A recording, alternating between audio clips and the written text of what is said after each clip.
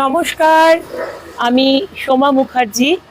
আমাদের যাত্রাতে আজকে আমি একজন অসাধারণ ব্যক্তিত্বময়ী মানুষকে নিয়ে এসেছি, যার পরিচয় আমি নিজে করাবো না, তাকেই বলবো। এবং আমি আমাদের সাধারণের গল্প অসাধারণ প্রেরণার, এই প্রেরণাদাত্রী মানুষের কাছ থেকে আমি অনুপ্রাণিত হয়েছি বহুবার। তার জন্যই আমার দর্শকদের কাছে আমি আমার ম্যামকে নিয়ে এসেছি। ম্যাম, আপনার পরিচয় আমার দর্শকদের কাছে একটু বলুন। নমস্কার, আমি বনবিথি ভট্টাচার্য। এই গ্রামে আমি বড় হয়েছি, এই গ্রামেই আমার স্কুলিং, তারপরে আবার চাকরি সূত্রে কলকাতায় যাওয়া, আবার ফিরে আসে গ্রামে। এই গ্রামেই আমার বাপের বাড়ি, আমার শ্বশুর বাড়ি দুটোই। এবং সেটাই খুব মজার যে আমি একই জায়গাতে ছোট থেকে বড় হয়েছি। তারপরে আফটার মানে সার্ভিস লাইফ আমি এখানে এসে আবার সেটেল আর কি এই গ্রামের বাড়িতে।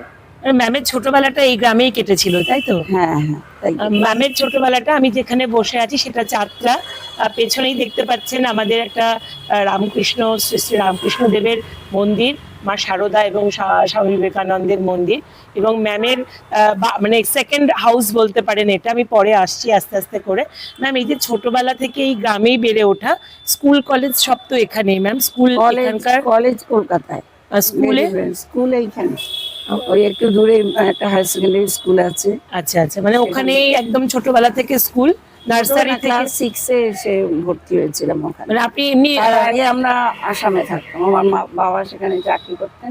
আচ্ছা আচ্ছা, 1960-তে আসামের রায়ট যখন হলো তখন আমরা চলে আসি কলকাতায়। মানে আপনি মানে আপনার জন্ম হচ্ছে আসামে? জন্ম ইস্ট বেঙ্গলে। আচ্ছা আচ্ছা, তারপরে আপনারা আসামে চলে আসেন। আসাম থেকে তারপরে আপনি ক্লাস 6-এ এসে আপনি এখানে ভর্তি হন। তারপরে এখান থেকে হাই সেকেন্ডারি পর্যন্ত? আচ্ছা আচ্ছা, তারপরে আবার কলকাতায় চলে যাওয়া? ম্যাম, কলকাতায় চলে যাওয়া মানে আমি গিয়ে হস্টেলে থেকে পড়াশোনা করেছি। আচ্ছা আচ্ছা, মানে ওখানেই পড়াশোনা করেছেন? হ্যাঁ। আচ্ছা, আর ম্যাম বলছি যে তারপরে ওখান থেকে পড়াশোনা করতে করতে আপনি তো চাকরিও করতেন? হ্যাঁ, চাকরি তারপরে পেয়েছি।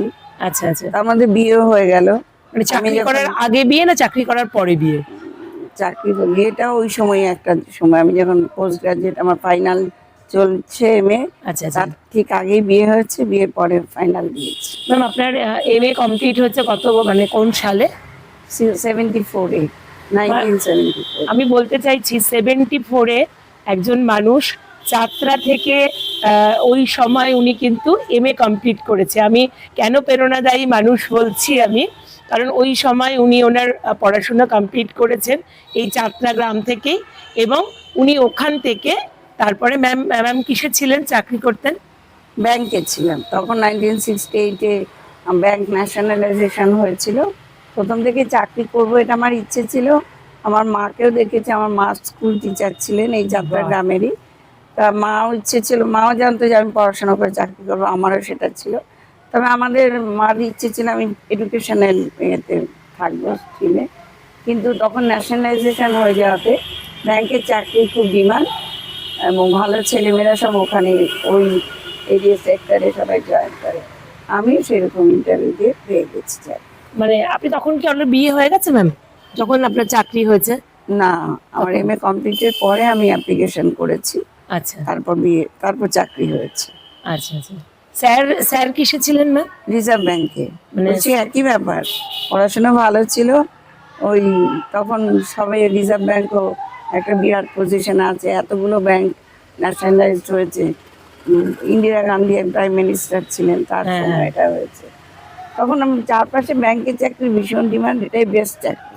তিনিও স্যারও ওই রিজার্ভ ব্যাংকে জয়েন করে যায়। মানে যখন ম্যাম এমএ কমপ্লিট করে তখন আমার জন্মও হয়নি। আর আমি এখন ম্যামের সামনে ইন্টারভিউ দিতে বসছি। অ্যাকচুয়ালি ম্যামের সঙ্গে পরিচয়টা আমি একটু বলে দিই। ম্যামের সঙ্গে পরিচয় হচ্ছে, ম্যাম আমার কাস্টমার, আমার বাজাজের কাস্টমার। এবং বাজাজের আমার সঙ্গে না ম্যাম বহুদিন আগে থেকে 2015 সাল থেকে ম্যামের, তারও আগে ম্যাম 2007 সাল থেকে ম্যামের একটা পলিসি চলতো। তো তখন ম্যাম একটা অন্য জায়গা থেকে পলিসি করেছিলেন, এবং তারপরে তার সার্ভিসিংটা ম্যামকে আমি বহু বছর ধরে দিয়ে দিয়ে ম্যাম লাস্ট 5-6 বছর হয়েছে আমার কাস্টমার হয়েছে অ্যাকচুয়ালি ঠিকঠাকভাবে। এবং আমি এইটুকু বলতে পারি ম্যামের অসাধারণ ব্যবহার এবং ম্যামের কি বলবো মানে কথাবার্তা এবং ম্যাম আমাকে যা ভালোবাসেন সেটার জন্যই ম্যামের কাছে বারবার ছুটে ছুটে আসি, শুধুমাত্র ভালোবাসাটাই মানে এর মধ্যে একদম শুধুমাত্র পলিসির জন্য আসি না ম্যাম, তাই তো মানে মানে ভালোবাসার টানেই আমিও ছুটে আসি। এবং ম্যাম এই বয়সে মাঝে মাঝে হাবড়ায় গেলে আমার সঙ্গে অফিসে গিয়ে দেখাও করে আসেন। ম্যাম বলছি যে আপনি এত বছর চাকরি করেন, কত বছর চাকরি হয়েছে ম্যাম আপনার?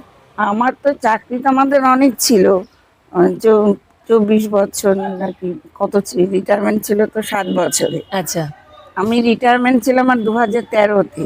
আচ্ছা। আমি 2000-এ চাকরি ছেড়ে দিই, কারণ সেই সময় ভিআরএস এসছে ব্যাংকে। আমি সেই প্রথম ব্যাচ, একদম 2000-এ প্রথম ব্যাচ, ভিআরএস ব্যাচ হিসেবে আমি রিটায়ারমেন্ট নিয়ে নিয়েছিলাম, ভলেন্টারি রিটায়ারমেন্ট।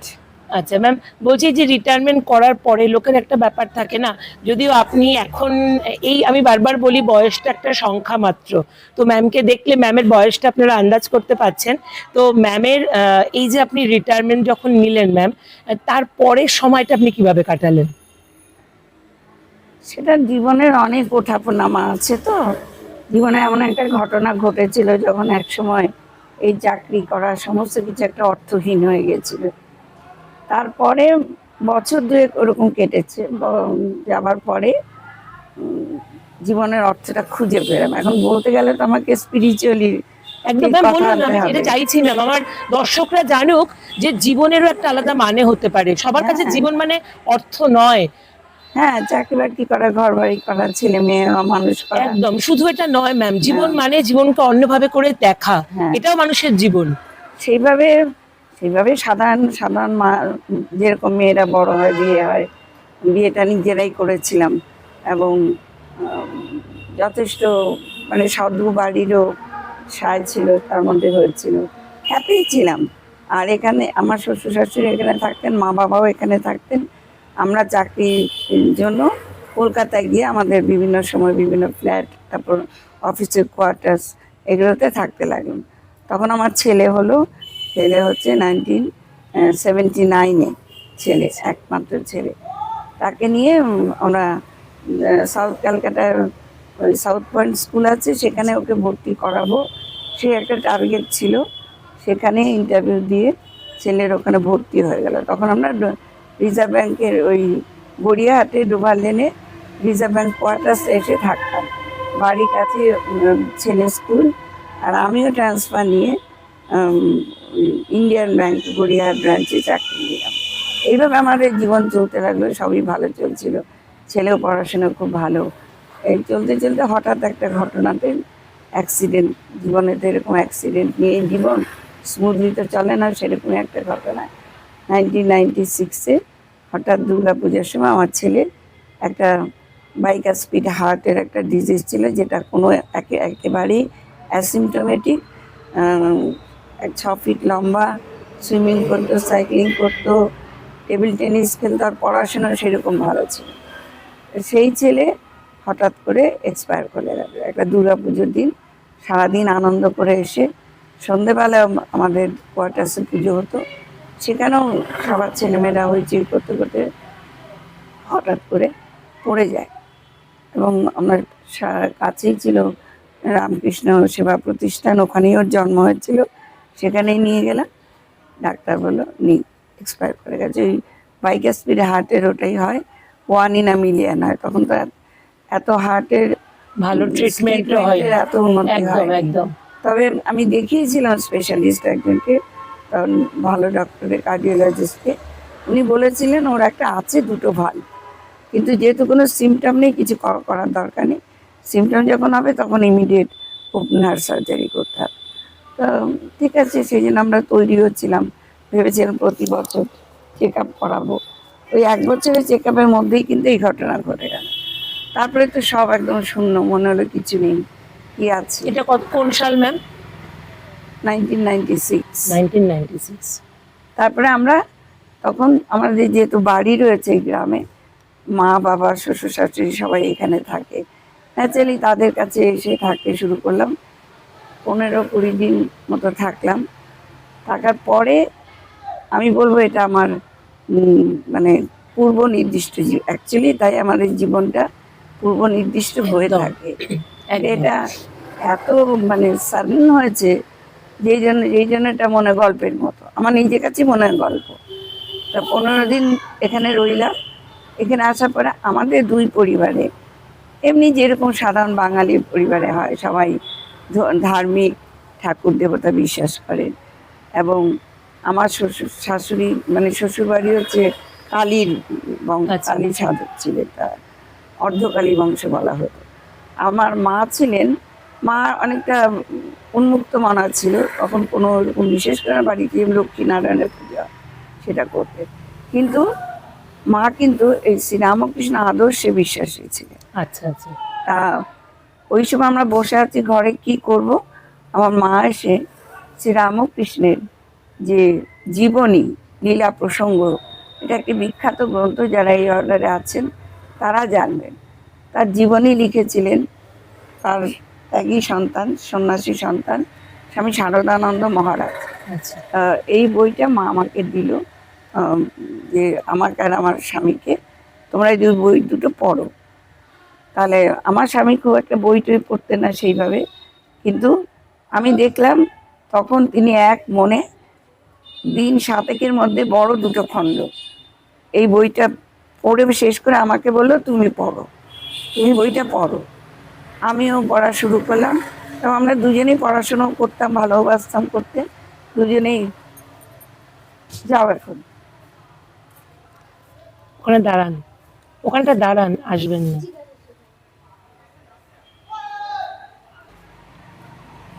একটা কথা ওকে বলেনি, নয়তো ও আবার গান চালিয়ে দেবে তখন। হ্যাঁ ম্যাম, তারপরে বইটা দিল। তারপরে বইটা দিল, দুজনের রুদ্ধশ্বাসে একেবারে এই বইটা পড়লাম। পড়ে একটা ফিলিংস, মানে ওই 15 দিনের মধ্যে একটা উপলব্ধি হলো। দেখলাম বইটার পাতায় পাতায় লেখা শ্রীরামকৃষ্ণের কথা, তার মুখের বাণী একেবারে। জীবনের উদ্দেশ্য হলো ঈশ্বর লাভ। এতদিন আমরা যে জীবনের উদ্দেশ্য কি, যেভাবে গতানুগতিক পথে সবাই চলে আমরাও চলতাম, জানতাম এটাই জীবনের উদ্দেশ্য। তারপরে সেই দিন থেকে জীবনের উদ্দেশ্যটা কি বোঝার ফলে আমাদের আর দুঃখ কষ্ট নেওয়ার শোক কিছু করার স্কোপই পেলাম না। একদম না।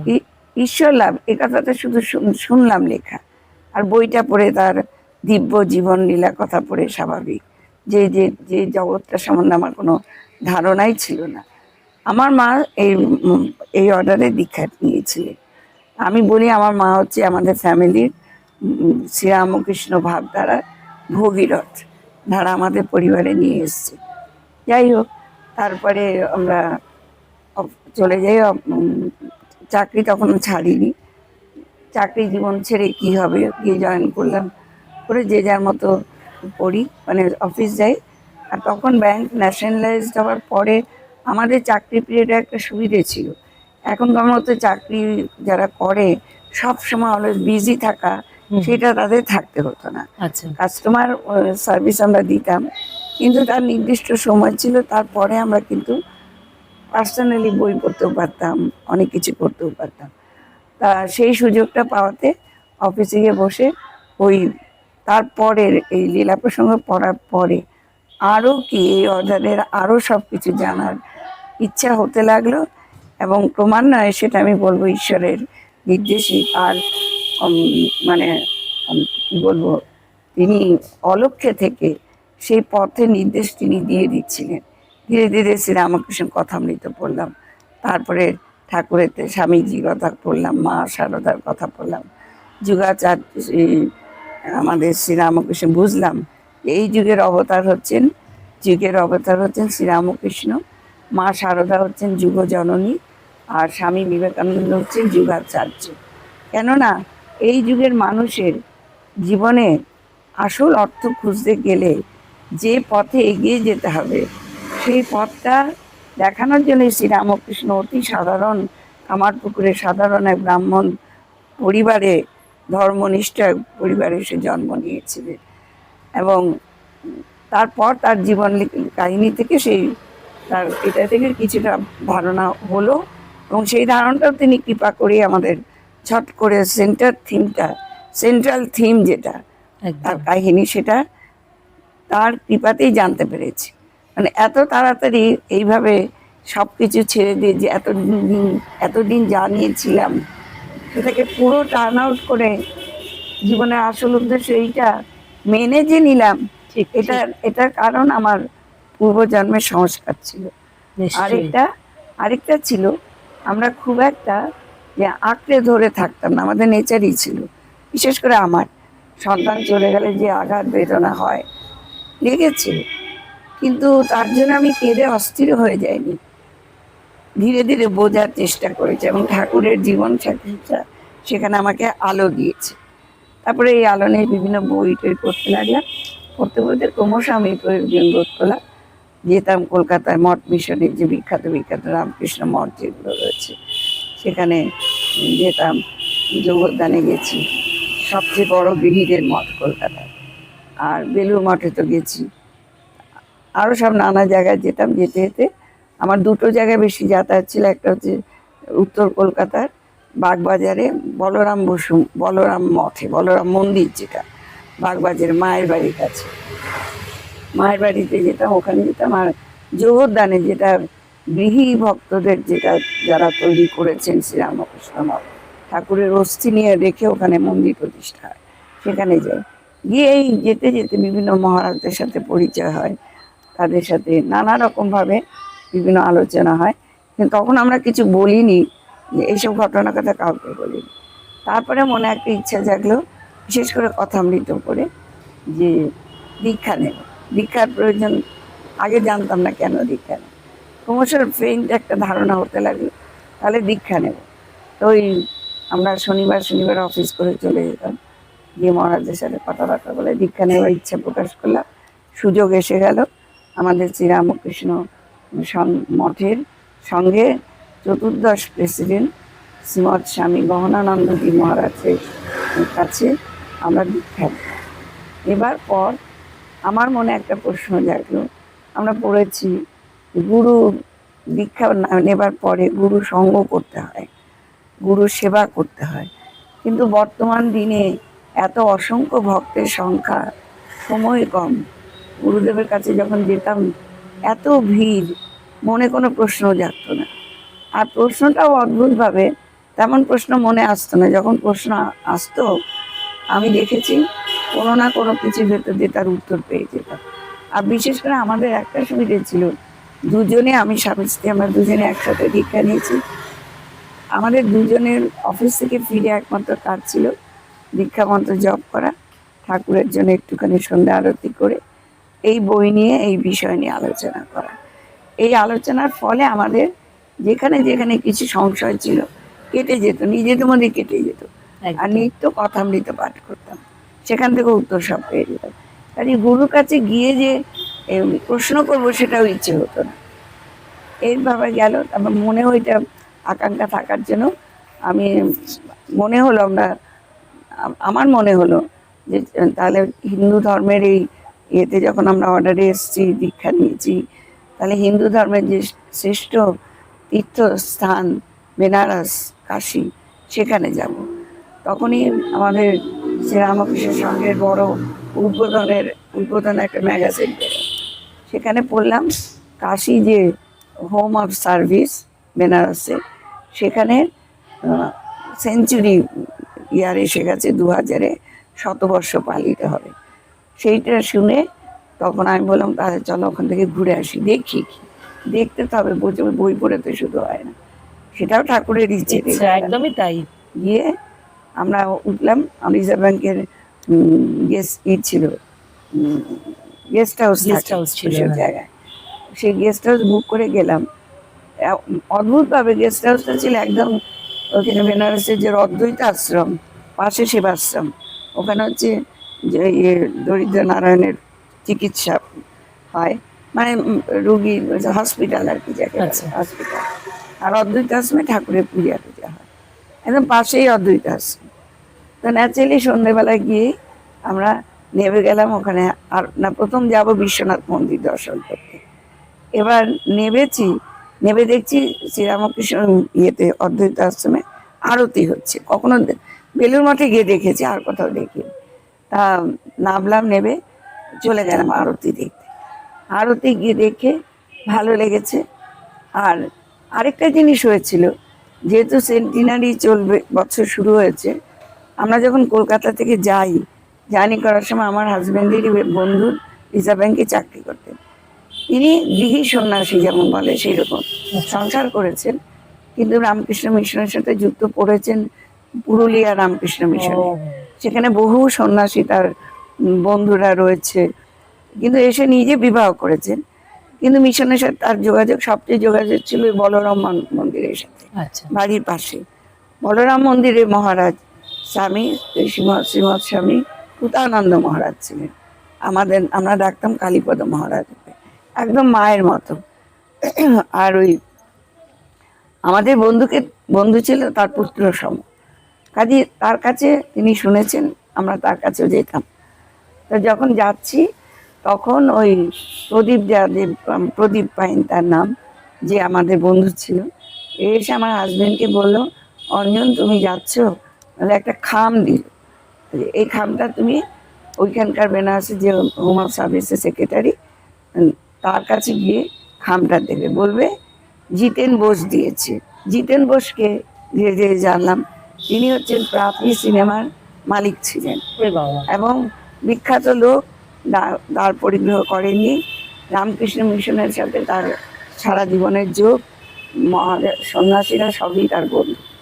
এবং আমরা বাগবাজারে মায়ের বাড়ি যখন গ্রহণ করা হলো, মিশন গ্রহণ করলো, তখন সেখানে এবং আরও বিভিন্ন জায়গা অধিগ্রহণ যখন রামকৃষ্ণ মিশন করলো, সেখানে তাদের পুনর্বাসন দেওয়ার জন্য তিনি বহু জমি দান করেছেন।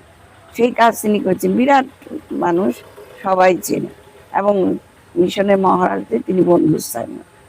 ওই খামটা দিয়েছেন, তাতে ও শতবর্ষের জন্য ডোনেশন আছে, যেহেতু অনেক টাকা কারোর হাতে দিতে ভরসা পাচ্ছেন না। আর তখন তো এমন ওই যে ব্যাংকের মাধ্যমে পাঠানো যায় না।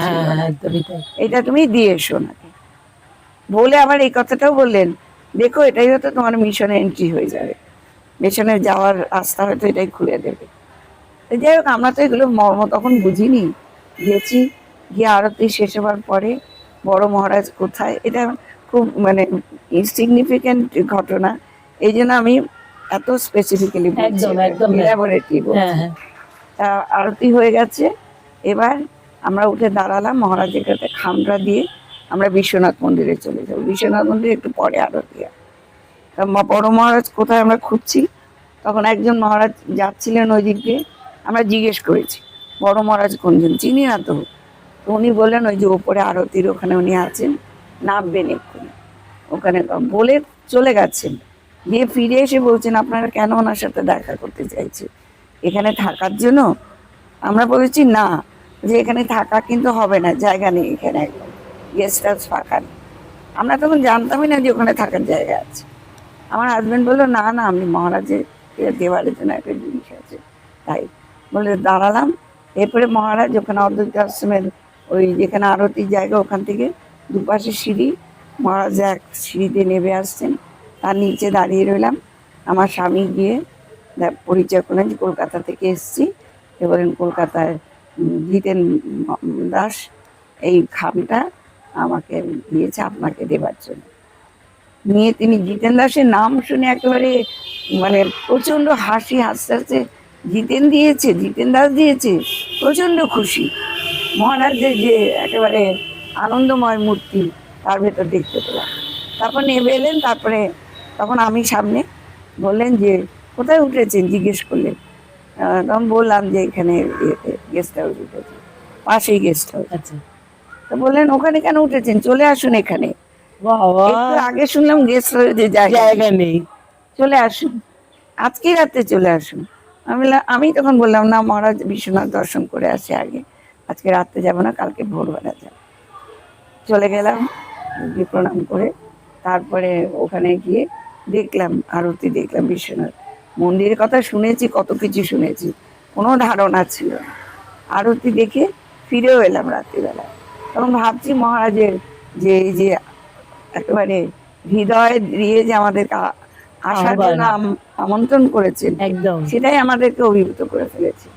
যথারীতি ভোরবেলা উঠে আমরা জিনিসপত্র নিয়ে চলে এসেছি। এসে যখন ওই ঢোকার মুখটা হচ্ছে ওখানে মহারাজের কোয়ার্টার্স, আচ্ছা। এলাম মহারাজের সাথে দেখা করলাম। মহারাজ ইমিডিয়েট তার কেয়ারটেকার যে গেস্ট হাউসে তাকে পাঠিয়ে দিলেন, যাও ওইখানে থাকতে দাও গেস্ট হাউসে। একটা বড় রুম আমাদের দিয়ে দিলেন দুজনে থাকার। মানে সেটা আমি ভাবতেই পারিনি যে এটা পেয়েছি, একেবারে অভিভূত। তারপরে থাকতে লাগলাম ওখানে, 2 বেলা মঠে যাতায়াত করা আর সকাল বিকেল মহারাজের সাথে দেখা করা, এই চলতে লাগলো। এদিকে ওই উৎসব কিন্তু এসে গেছে, সব নানা জায়গা থেকে মহারাজা আসতে শুরু করে। তা এর মধ্যে সেই দিনই মানে দ্বিতীয় দিনেই সন্ধেবেলায় সব হয়ে গেলে মহারাজ ডাকলেন আমাদেরকে দুজনে। একটা বড় তার যে রুম যেখানে দর্শন করায় দিতেন, ডাকলেন। সেখানে কেউ নেই ঘরটাতে, একদম কাছে বসে আছেন উনি ওই প্রান্তে। আমাদের ডাকলেন, একদম দুপাশে গিয়ে দুজনে বসলাম। বসে কেন এসছেন, কোথা থেকে এসছেন, ডিটেলস জিজ্ঞেস করলেন সব। ওনাদের একটা তো দূরদৃষ্টি আছে, বুঝতে পেরেছেন যে দুজনে মিলে এসছেন, কোথা থেকে চাকরি করেন, সন্তানাদি নেই, এটা জিজ্ঞেস করলেন সাথে সাথে। যে দুজনে এরকম করে এসছি, তা বয়স দেখে বোঝা যাচ্ছে। তা তখন আমার হাজবেন্ড, সে তো একজন মানে ছেলেরা তো সহজে দুঃখের কথা বলতে পারে না, হ্যাঁ। কারো কাছে কোনোদিন কিছু এক্সপ্রেস করেনি। আমি অবশ্য পারতাম না, আমি একই রকম ছিল। কিন্তু সেদিন যেন ওই বলে না অর্গল খুলে গেছে, সব কথা মহারাজকে বললেন। মহারাজ শুনলেন এবং শেষ হলো কাহিনী। 2 চোখ দিয়ে টস টস করে জল পড়ছিল মহারাজের। হ্যাঁ, একেবারে একাত্ম হয়ে গেলেন।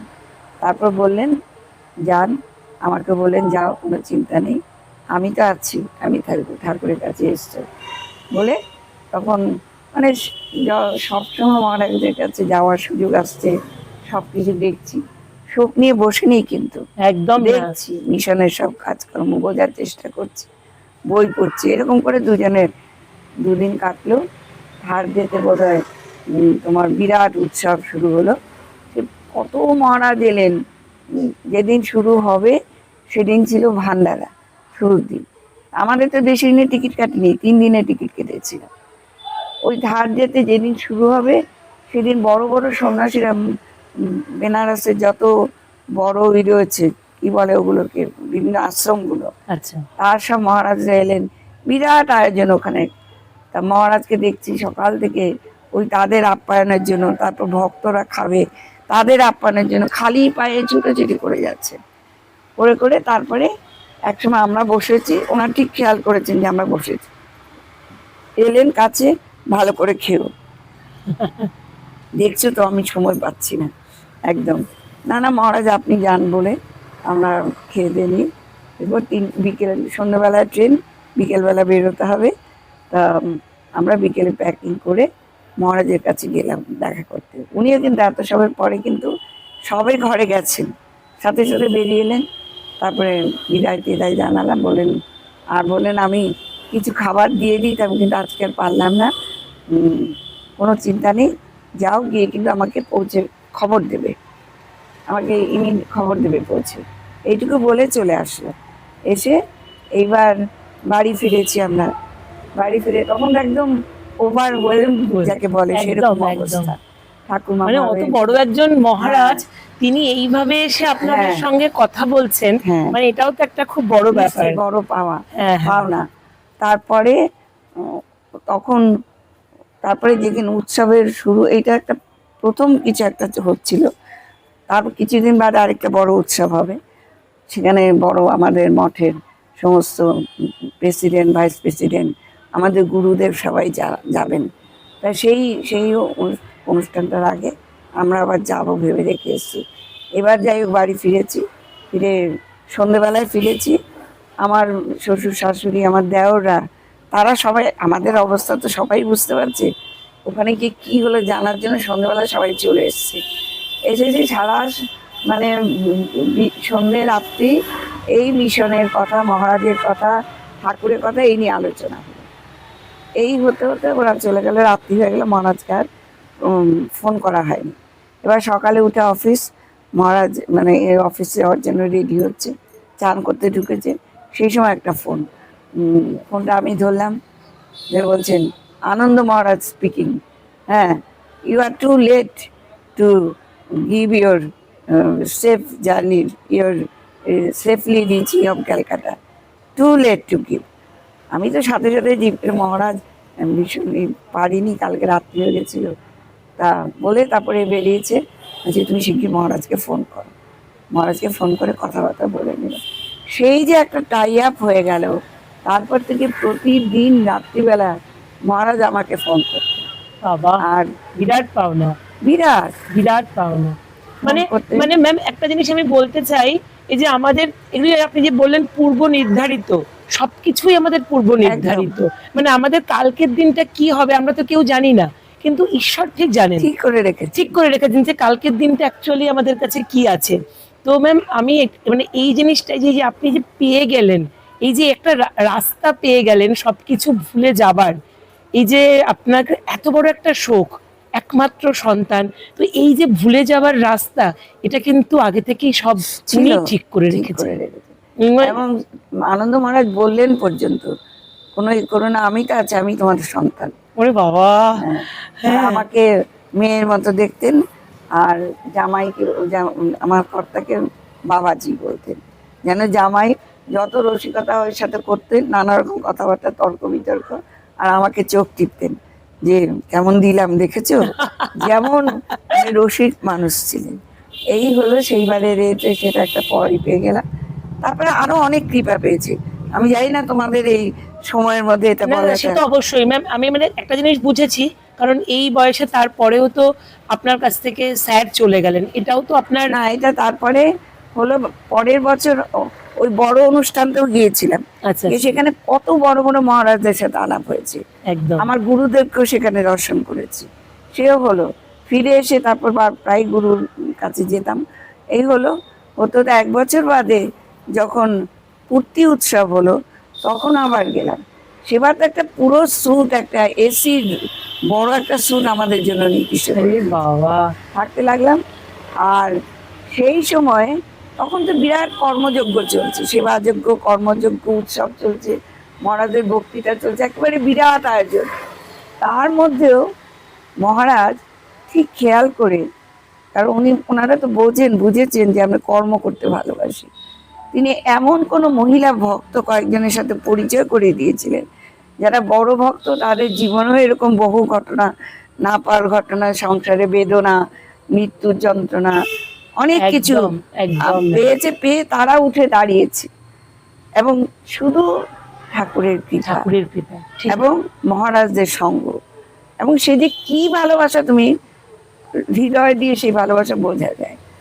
এবং সর্বোপরি সেটা যাই হোক, ওখানে পরিচয় করিয়ে দিলেন, বাকি কদিন ওদের সাথে থাকলাম এবং তাদের ফোন নাম্বার নিয়ে এলাম, এনে তার মধ্যে একজনের নাম আমি বলবো, এই বেলুর মঠের পাশেই তার একটা কুঠিয়া মতো ছিল, উনি সংসারী মানুষ, স্বামী বীরেশ্বরানন্দজি মহারাজের দীক্ষিতা ছিলেন, খুব কর্মী ছিলেন, এবং তার পুত্র বিখ্যাত স্বনামধন্য ইস্ট বেঙ্গলের কোচ সুভাষ ভৌমিক ছিলেন। ওরে বাবা, সেই দীপ্তি দিয়ে ওই বীরেশ্বরানন্দ মহারাজের দীক্ষিত, তো উনি কাজ করতে ভালোবাসেন। ওনার আদেশে উনি বেলুর পল্লীমঙ্গল সারদা সমিতি নামে একটি প্রাইভেট মহিলাদের অর্গানাইজেশন করলেন, যার কাজ ছিল বেলুরের যত ইন্ডাস্ট্রিয়াল বেল, তো বস্তি টস্তি অন্ত নেই, মানুষের দুঃখ অন্ত নেই, সেই সব মেয়েরা শিক্ষা পায়নি, কিছু কাজ করতে চায়, প্রয়োজন, তাদেরকে হাতের কাজের ট্রেনিং দিয়ে রোজগারের ব্যবস্থা করলেন। একটা সমিতি তৈরি হলো, সেখানে কলকাতার কিছু কিছু ভক্তরা বীরেশ্বরানন্দ মহারাজেরই দীক্ষিত, তারাও গেল যুক্ত হয়ে একটা বিরাট সংগঠন, সব মহারাজদের আশীর্বাদ ধন্য সেই সংগঠন। সেখানে আমাকে উনি বললেন তুই যাবি, আমি গেলাম, গেলাম কয়েকদিন যাবার পরে আমাকে সেই সংগঠনের একেবারে অ্যাসিস্ট্যান্ট সেক্রেটারি করে দিল, যে তুই কাজ কর, উনি বুঝেছেন যে কাজ আমার একদম তাই ম্যাম। তারপরে আমি তখন অফিস, এটা ছিল 2000-এ, এই 2000-এ এলো আমাদের রিটায়ারমেন্ট ভিআরএস। আচ্ছা আচ্ছা। আমি তখন, আমার ছেলে কিন্তু একদম চাকরি করা পছন্দ করতো না, বাড়িতে এসে মাকে দেখতে পেতো না। তো যখন ও থাকতে থাকতে ভিআরএস এর প্রস্তাব এসেছিল ব্যাংকে, আচ্ছা। আমি যেদিন সে গল্প করেছি জানিস, ভিআরএস আসছে, সাথে সাথে লাফিয়ে উঠে তুমি বলো ভিআরএস নেবে, এরকম ভাবে সে আনন্দ করেছিল। সেই কথাটা আমার ছিল মনে আছে। এবার যখন ভিআরএস এলো, আমি বললাম আর চাকরি করবো না, আমি এই কাজের সাথে যুক্ত হব। এবার চাকরি ছেড়ে দিলাম, দিয়ে কাজের সাথে যুক্ত হয়ে গেলাম। এবার কি হলো, তারপর থেকে আমার কর্মজীবন শুরু হলো। যে বেলুর পল্লীমঙ্গল থেকে অনেক কাজের সংগঠন কী করে চালাতে এগুলো শিখলাম। সেটা হলো, তারপরে অনেক মহারাজের সংস্পর্শে এলাম। কিন্তু সর্বদাই কিন্তু আমি একটা জিনিস অনুভব করতাম, মহারাজদের ভেতর দিয়ে, এই যে মহারাজকে পার্সোনালি তাদের সাথে আমি ভীষণ গলে যেতাম তা নয়, এই যে তাদের যে ভালোবাসার কৃপা আসছে, ঠাকুরের কৃপা, ঠিক। তাদের ভেতর দিয়ে এটা আমাকে একদম এটা একটা মানে ভীষণ দরকার। কারণ মহিলারা বেলুর মঠে মানে এরকম দীক্ষা টিকা নিয়ে তারা এই জিনিসটা বোঝে না, আমি দেখেছি। কিন্তু আমার মনে হয় সেটা প্রথম থেকে এসে গেছে। কাজে তাদের ভালোবাসাটা কৃপা বাড়িও পেয়েছি, সেটাকে কি করে গ্রহণ করতে হয় সংযতভাবে, সেটাও গ্রহণ করেছি। তারপরে মানে সমস্ত সম্পর্কের মধ্যে না ম্যাম একটা বেরিয়ার, একটা যে 3 আঙুলের গ্যাপ যদি না থাকে, কোনো সম্পর্কই সুস্থ থাকে না, ভালো থাকে না ম্যাম। এটা তো একদম মানে সত্যি কথা। হ্যাঁ, তো এটাই। এবং তারপরে ধীরে ধীরে এই হওয়ার পরে আমরা ঠিক করলাম আমাদের বাড়ি, বিশেষ করে আমার মা স্বামী গম্ভীরানন্দজি দীক্ষার দীক্ষিত ছিল। আমার মা যখন এই মঠ মিশনে মহারাজা আসছেন, গল্প শুনছে সব, আমাকে বললো তুই আমি না আমার এই বাড়িঘর সব মিশনকে দিয়ে যাব, তোরা কিছু ব্যবস্থা। এই জমিটা তো আপনাদের জমি ম্যাম? আমার মায়ের জমি, মানে আমাদেরই জমি। হ্যাঁ, আপনাদেরই জমি, মায়ের জমি। মাই তখন এই জমিটা দেবেন বলেছেন, আমাকে বলছে ব্যবস্থা কর। কিন্তু আমি ততদিনে বুঝেছি মঠ মিশন কখনো কোনো কারো বাড়ি সম্পত্তি নেয় না, আনলেস আনটিল ওখানে এই ভাবধারার কাজ না শুরু হয়। আচ্ছা। মাকে সেটা বললাম, তখন দেখা গেল অটোমেটিক্যালি সেই ভাবধারার কাজ আমার কর্তারও মনে আসলো করব। ওই বাড়ির যেহেতু আমি পড়াতে চাকরি ছেড়ে দিয়েছি, পড়াতে ভালোবাসতাম। আচ্ছা আচ্ছা। আর গ্রামে এসে আমি এটা দেখেছি, গ্রামের উন্নতির জন্য সবচেয়ে বেশি প্রয়োজন শিক্ষা। কারণ শিক্ষা ব্যবস্থা ভেঙে পড়ছে, ইংরেজি শেখা জানে না ছেলেমেয়েরা, চাকরি বাকরি পাচ্ছে না। আমার প্রথমেই মনে হলো আমি এদেরকে ইংরেজি শেখাবো। নিজেই ক্লাস নিতাম, গোলপাট রামকৃষ্ণ মিশন স্কুলে যুক্ত হয়ে ওখানকার যত স্পোকেন ইংলিশের কোর্স নিয়ে আসতাম, সেখানে দীর্ঘদিন ক্লাস করিয়েছি। আর ওই কাজের জন্য প্রথম আমার বাড়িতে হতো, আমার হাজবেন্ড বললো যাতে বাবার অসুবিধা হচ্ছে, তখন আমার শাশুড়ি চলে গেছে, বাবা একা থাকেন, অসুবিধা হচ্ছে, তখন এর পেছনে ওই কালচারাল সেন্টার বড় বিল্ডিংটা করে দিল। আমার মনে আছে, এটাও ঠাকুরের দয়া। সে ইন্সপেকশনে গেছিল, গুয়াহাটি তখন ট্রান্সফার হয়েছে, ইন্সপেকশনে গেছিল। ইন্সপেকশনে যে প্রচুর টাকা পাওয়া যেত, সেই টাকাটা দিয়ে ফিরে এসে ওই কাজ শুরু করেছে। করে এটা নাম দিল বিবেকানন্দ কালচারাল সেন্টার এবং মা সারদা সেবা কেন্দ্র। ওখানে সেবা কাজটা শুরু হলো। এবং ওই যে আনন্দ মহারাজ বললাম, উনি নিজের হাতে এসে ওখানে ভিত স্থাপন করেছেন। তারপরে আমার মা যখন বললো মন্দিরে দিয়ে দেবো, তখন আরো বড় বড় মহারাজা, বারাসাতের যে শিবানন্দ মঠ, সেখানে মহারাজ এলেন, দেখলেন। গ্রামেও তখন এই অর্ডার নিয়ে কাজ শুরু হয়েছে, একসাথে শুরু হয়েছে। পরে অবশ্য আমাদের ওই উল্টো দিকের বাড়িটার কাজটা শুরু হয়েছিল, তো ওরা চলে গেল। ওই আমাদের গ্রামের দুটো ভাগ, উত্তর চারটা দক্ষিণ চারটা।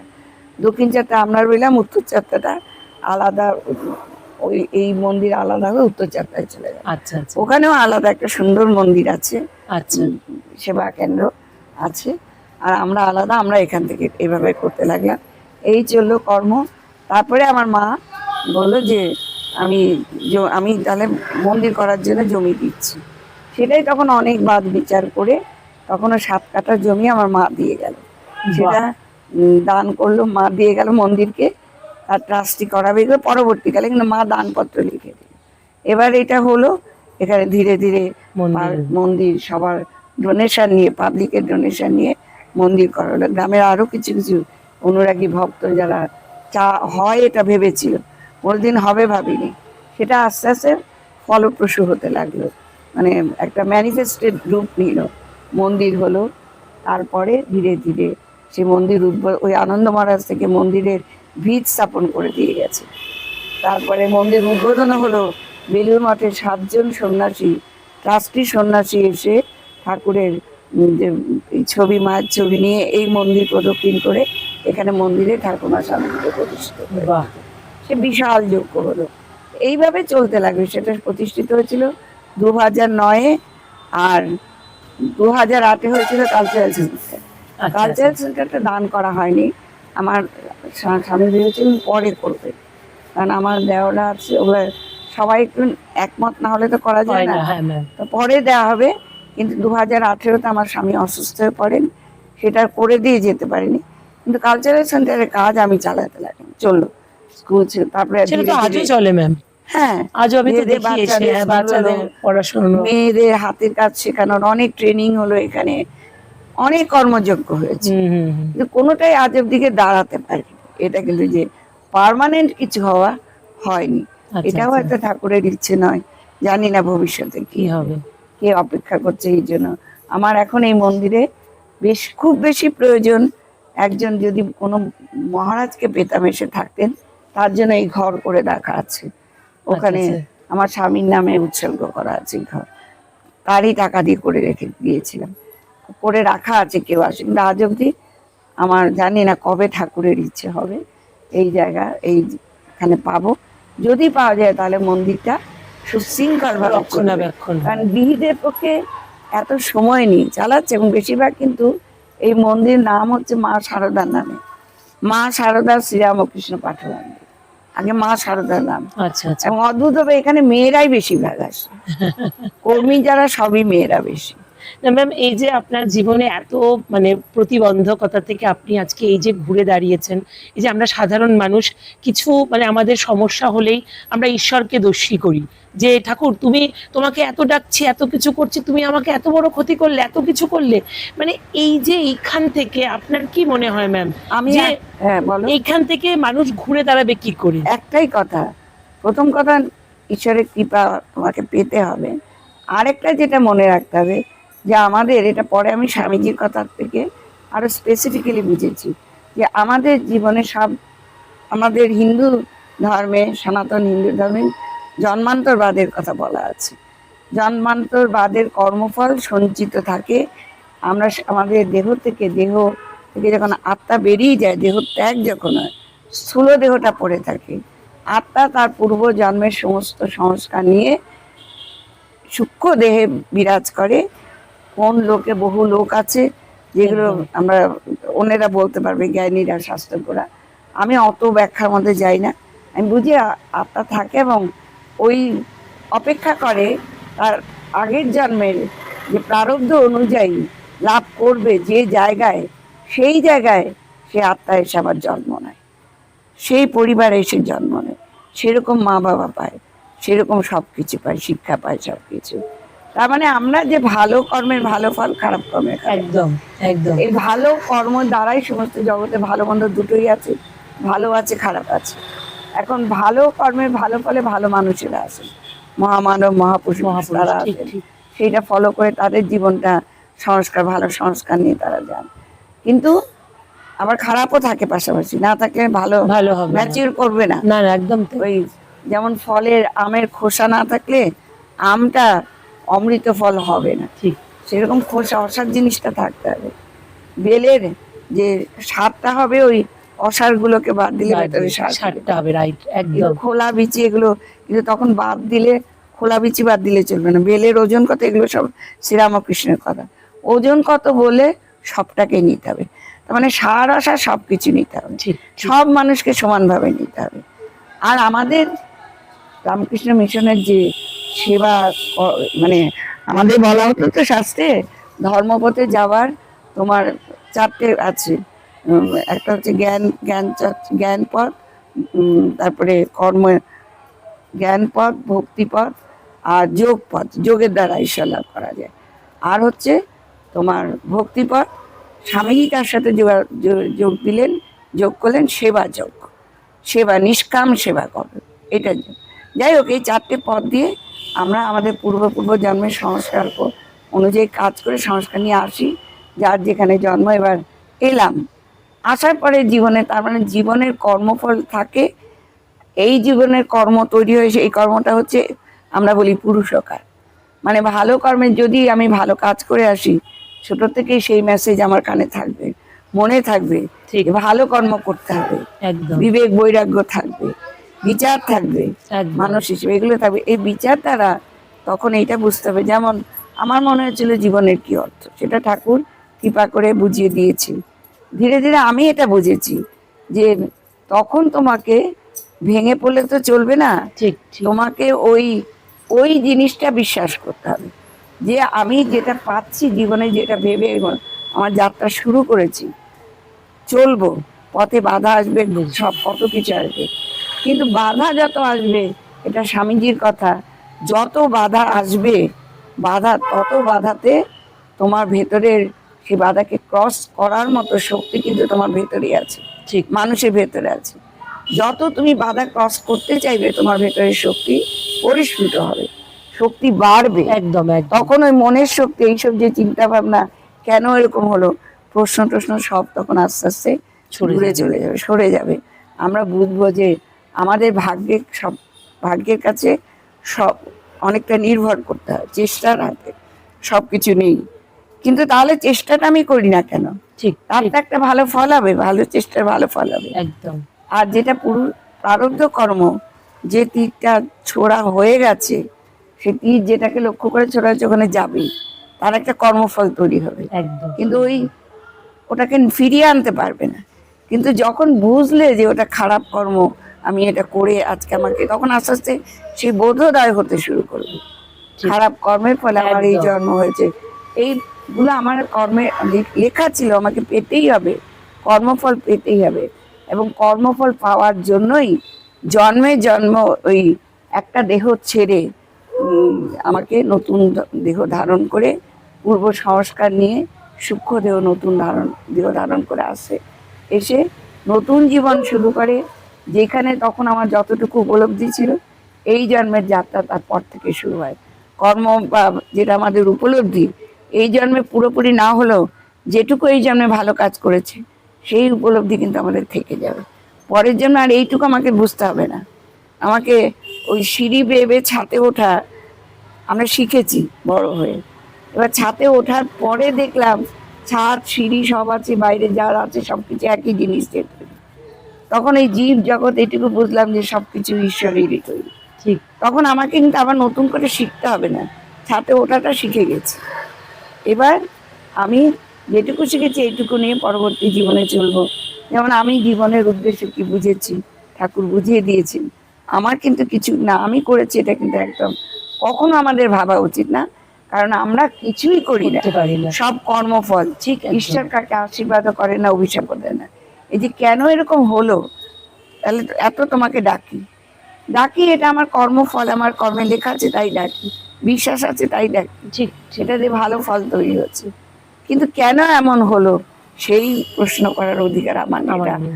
আমার কর্মফল জমে আছে, এই জন্মে সেই কর্মফল নিয়ে এসেছি, এটাকে আমার পার করতে হবে। এখানে ভেঙে পড়লে হবে না, ভেঙে পড়লে আমি কিন্তু আর এগোতে পারবো না। একদম এগিয়ে চলাটাই হচ্ছে জীবন।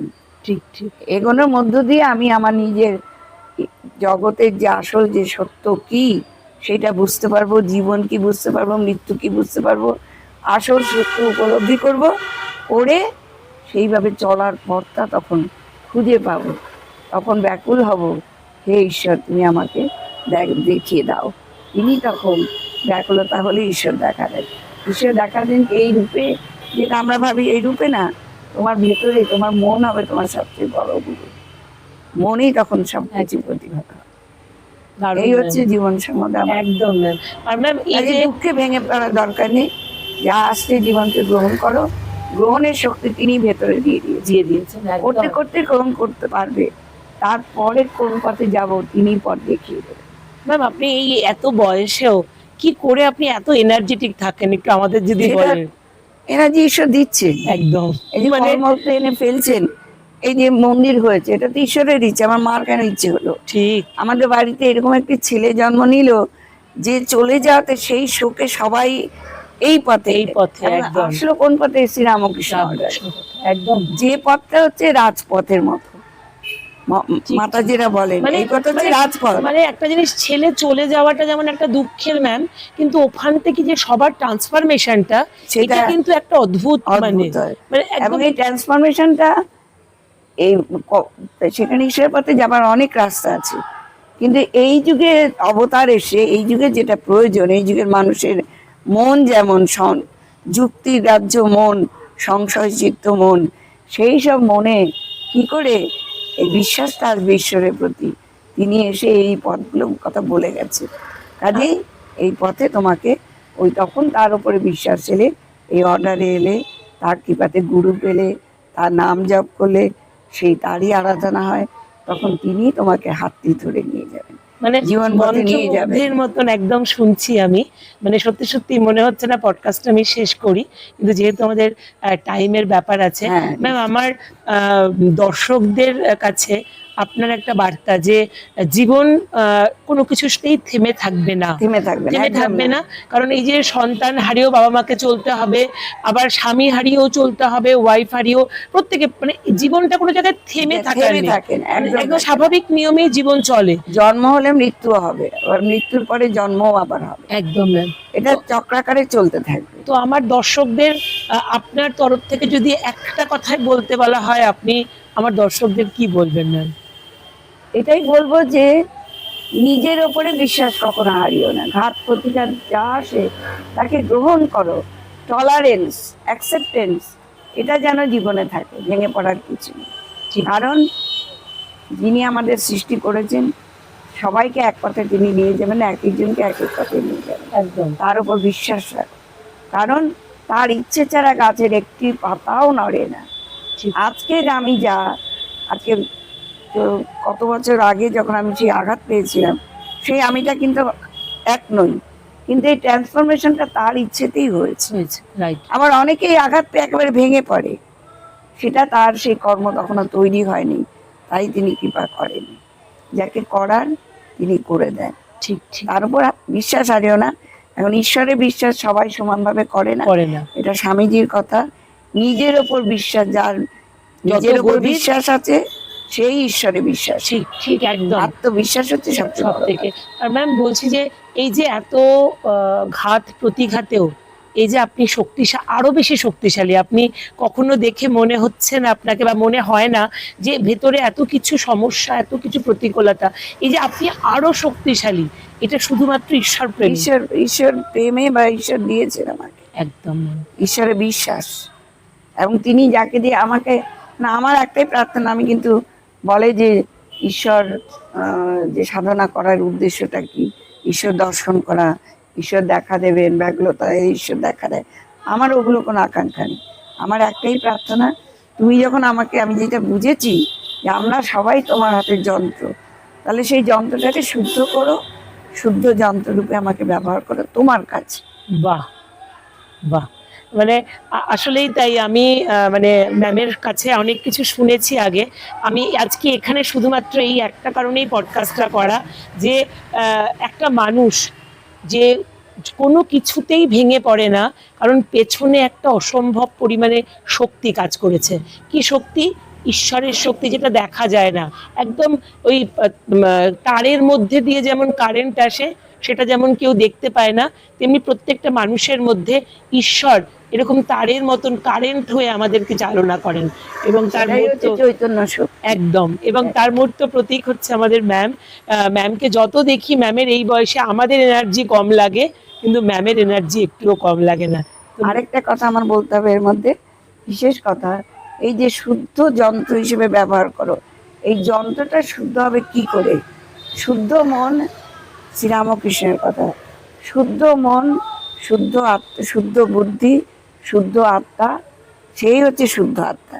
তাহলে মনকে শুদ্ধ করতে হবে। মন শুদ্ধ, মনটা হচ্ছে আয়না, দর্পণ পরিষ্কার থাকলে ভেতরের যে ঈশ্বরীয় শক্তি, যিনি আমার নন সবার ভেতরে বসে আছে, সেই শক্তি প্রকাশিত হবে।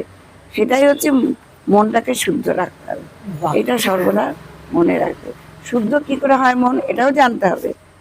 পরের জন্য কিছু কাজ করে, দারুণ selfless work, not self centred.